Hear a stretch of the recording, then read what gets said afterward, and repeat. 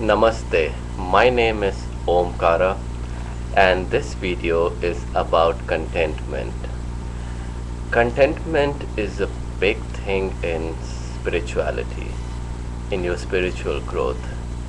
If you are not contented on any front, it is going to cause problems in your spiritual growth. When you meditate, if you are not content on any front, be it the money front, the sex front, the fame and other things, whatever it is going to cause problems. The monkey mind will usually think about these things when it's trying to meditate. When you're trying to meditate, if the monkey mind wanders about, you're not really concentrating on the meditation, on the mantra. If you are not concentrating, then what's the point of meditation? If you're not contented, you will think about the thing that you are not contented about most of the time. You will desire it. Your desire for it will consume you.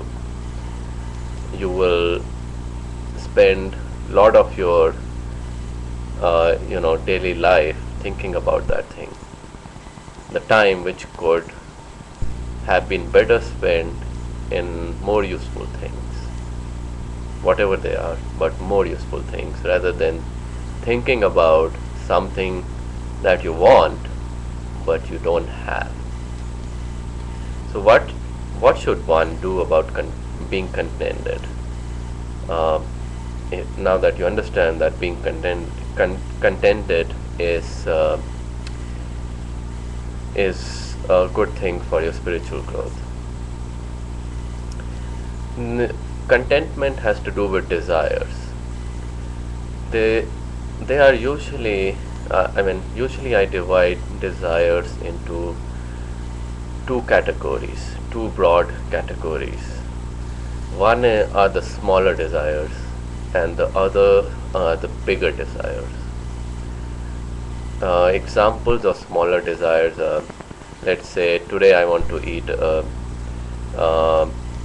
chocolate sundae or a chocolate, candy bar, or I want to go and eat in a nice fancy restaurant, and I have I can afford it. These are smaller desires. What should one do with the smaller desires? The best thing is go ahead and fulfill them. Once you have the chocolate bar or the candy bar or the chocolate sundae, or you go and eat in that fancy restaurant, you won't think about it a lot after that. You'll be contented. You will have had satisfied your desire, and it was not that difficult to satisfy that desire, was it? It's just a candy bar. Okay, you put on, you consume more calories than probably you wanted, but you can exercise later and shed it off. But you satisfied that desire. You will not keep on thinking about the chocolate bar anymore after you consume it. In fact, after you consume it, one or two, or depending on how much chocolates you like, after a while you will not like it. It's like my guru used to tell a story. It's like there was a boy who used to love the Indian sweets. Probably it was someone like me. Like I used to love Indian sweets when I was a kid.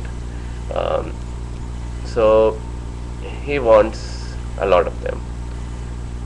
When he doesn't have, he wants them. Then somebody gives him one, he wants more. He's given the second one, he still wants more, and so on, third and fourth and fifth, until he, and the person who's giving keeps on giving him. But he says, no more, please, no more. I will die if I eat any more. I have had too much, I will throw out. It's the same sweet, but now the kid doesn't want it anymore. Why? Because he's satisfied his desire for it. He, it's just a sweet. It's a momentary pleasure. It's like, again, what my guru calls a sugar coated pill. It's something which is sweet from outside, but really, if you consume it too much, um, it causes problems. It's a desire, for a worldly thing. Anyway, let's not get into that. But the point is, the smaller desires, go ahead and satisfy them. Uh, then there are the bigger desires, like, okay, wanting Julia Roberts as a girlfriend. This is a kind of a funny example I give usually. Or wanting to drive a Ferrari or a Lamborghini. Um, what else? Maybe buying a home in Malibu. These are bigger desires. And most likely, for most of us, having Julia Roberts as a girlfriend, or buying a house in Malibu, or driving a Ferrari is not going to happen.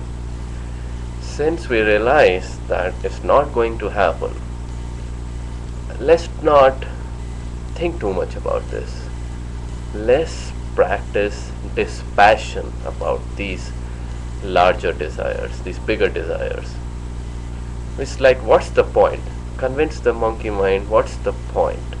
What if I have a house in Malibu? So what? It's trouble. Who's going to look after that huge multi-million-dollar house? You will constantly have workers all over the place. It's a liability, not an asset.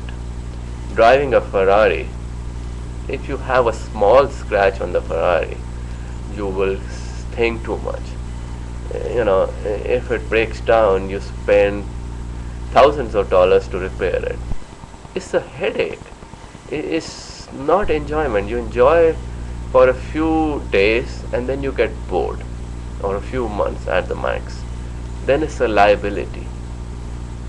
So this way, you can think of more things, but this is how you practice dispassion and do away with the larger desires. Now, another thing is the Eastern world, especially like India and the other so-called spiritual places. People are more contented, seemingly more contented on the sex front, um, due to some reasons. Um, Maybe because of early marriage and having kids and that kind of stuff.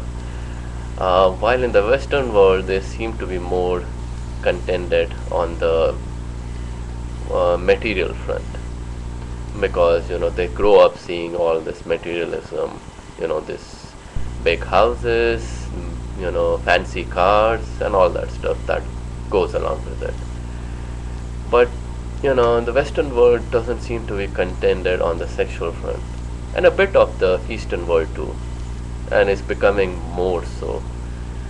But until especially you are contented on the sexual front, and also on the the material front, and uh, fame and family, if you want those kind of things, it's hard for spirituality, spiritual growth. So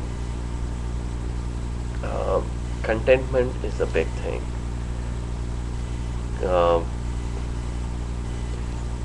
One should try their best to be contented on the smaller things, and the bigger things which they cannot get, try practicing dispassion and more meditation. Train the monkey mind. So this is about contentment.